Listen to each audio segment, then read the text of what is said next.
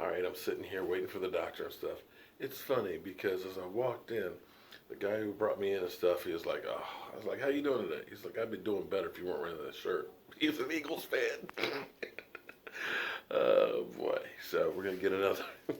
It's all good. We actually had a great conversation, and of course, these are the orthopedics for the Redskins as well. And of course, you see me. Don't hide the fact that I'm a Cowboys fan. So we're gonna get this knee. First of three injections here on it.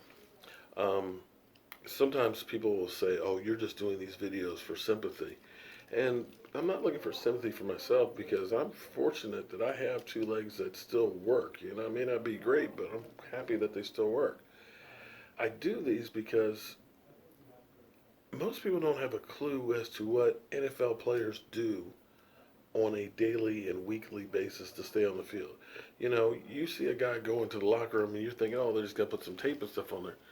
They're shooting these guys up at halftime or in between plays. They're bandaging up stuff. Things that you wouldn't even consider getting out of bed for. They're playing with. And I show you this to kind of give you a little dose of reality.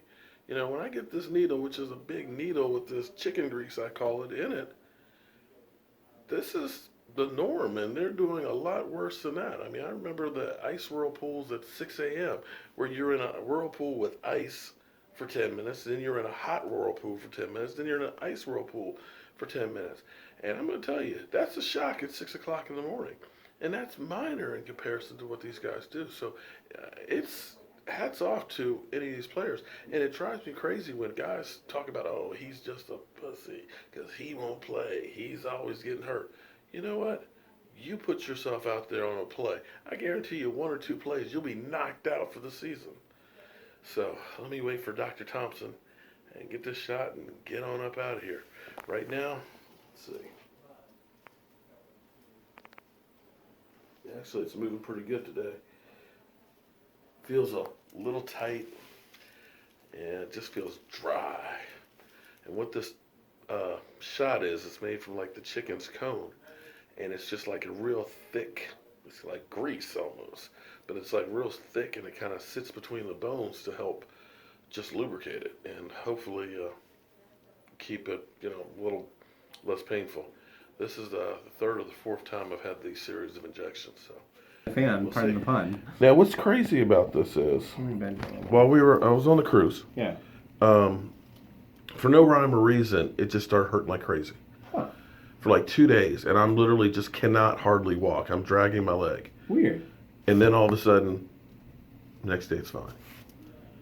Huh. I've had that happen before because I remember I got up in the middle of the night one time and stepped on the floor and it's like it's hurting like crap. And I'm just laying in bed and it's hurting. Yeah. And then for a day or two, it's just hurting. And then it stops. The way I would explain that, and I this is the sort of, as best I can understand, nobody can really prove this, but if you looked at a worn knee with a scope in your knee, like looked at the cartilage, a lot of it's like rough, frayed stuff. Okay. And so sometimes you'll get pieces that break off almost like peeling paint. So like a chip of paint wedging breaks off. it. And so experiences like that are very common. And usually the way I would explain that in my mind is chances are you broke off a little flake of paint.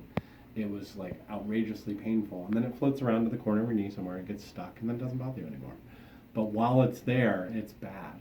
Yeah, and like I said, it's not like, because usually, you know, you'll pop it out of joint and it'll be sore for a couple of days or stuff. Right. And it's just like in the middle of the night, I woke up and it's just like, it's just hurting. So, and then 2 days later, it's gone.